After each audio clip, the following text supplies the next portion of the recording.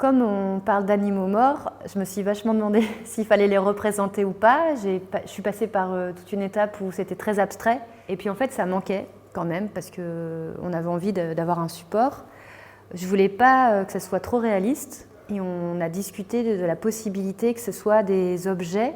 On a fait pas mal de bandes d'essai avec des enfants. On leur a posé la question de est-ce qu'ils voient des animaux avec ces objets. Et il n'y a aucun problème à partir du moment où on dit qu'un parapluie et une chauve-souris, ce parapluie devient une chauve-souris.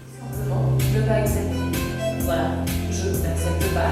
Je m'appelle Marie Lecomte, je suis comédienne, autrice et metteuse en scène sur le projet Feu les animaux. Ça parle de la mort, mais ça parle aussi plus spécifiquement des rites funéraires.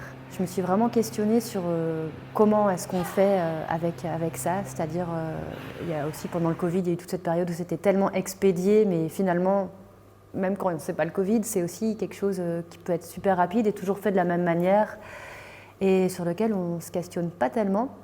Alors que dans plein de sociétés, il y a des rites évidemment très différents. Et ça m'a amené à me dire comment on ferait si on devait réinventer des rites en disant que rien n'est figé et que finalement on peut aussi faire à notre sauce. De l'expulsion, de l'expulsivité.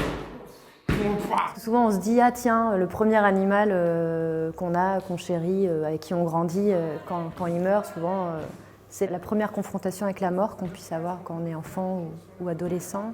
Je suis allée encore plus dans un animal inconnu en partant des animaux sauvages, donc des animaux qu'on peut retrouver sur le bord de la route, parce que les enfants et nous, on est souvent confrontés à un pigeon, une petite souris qu'on voit comme ça sur le bord de la route et qui reste là. Ça peut poser la question de qu'est-ce qu'on fait justement, et de là à et nous, qu'est-ce qu'on fait de nos morts. Donc, en partant d'animaux, ça permettait d'être moins, pour les enfants, d'être moins directement dans quelque chose de très lourd, mais plus dans de l'ordre de la curiosité. Un jour, moi aussi, je tomberai comme ça, raide, mort, paf. Mais ça sera dans longtemps, dans très, très longtemps.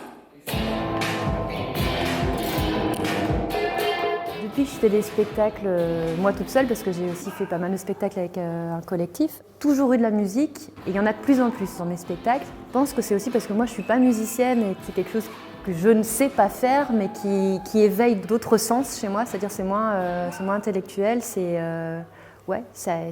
me pousse vers des choses plus instinctives.